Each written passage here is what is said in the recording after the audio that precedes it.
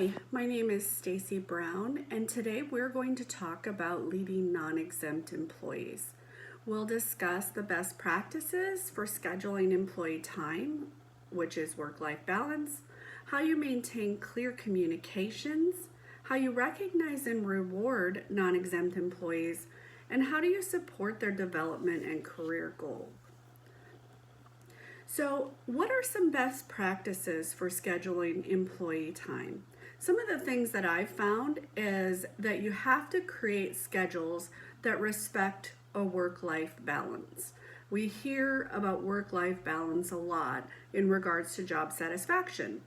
So, how do we do that? Some of the ways that we do that at the company I work for is we create hybrid schedules. So, this allows the employee to work from home 2 days so that they can save the commute, and then they work 3 days in the office, which allows for collaboration. You can allow employees to flex hours, so they would switch hours based on what they have going on in their lives. There are companies that allow 100% remote employees, and then there's job sharing where they would split the schedule. We always need to look at schedules to see how we can improve them. You would also want to try to avoid last minute requests or changes because that definitely disrupts the work-life balance of the employee. They may have to try to situate daycare or miss out on a children's activity. Whenever we're asking for overtime, we want to provide explanation and justification for it. Where I work, we are a 24/7, 365 department. So we have to have employees that work on holidays. What we've found is that if we can have them be part of the decision as far as what holiday they are working, and also to make the shifts shorter, it's a lot easier to get employees who, volunteer and want to do that. Something that some companies do is they use scheduling software. So you have a better understanding of how many people you can allow off at one time and still maintain business standards. I guess the main point is to always try to accommodate the employee's requests. Clear communication is imperative. You need to have constant communication with your employees. You need to know them, talk to them on a daily basis, and make it both formal and informal conversations. Also, I think something that really helps me is knowing their preferred method of communication, and I use that to strengthen my relationships. I never talk about an open door policy. I think that's very passive. You need to actively seek out your employees. You need to listen to them and share items about yourself to help foster the relationship. Be clear about expectations, but also be very open to the feedback they have. It's important to collaborate with employees and try not to force them. I make sure that I stress to my employees what the big picture is and how important their role is to the organization. So, how do we reward employees or recognize them?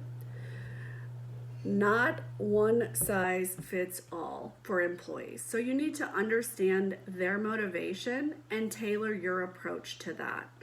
You could provide a variety of ways to do this and show your appreciation. Some examples are you could write notes. You could give verbal communication to the employee.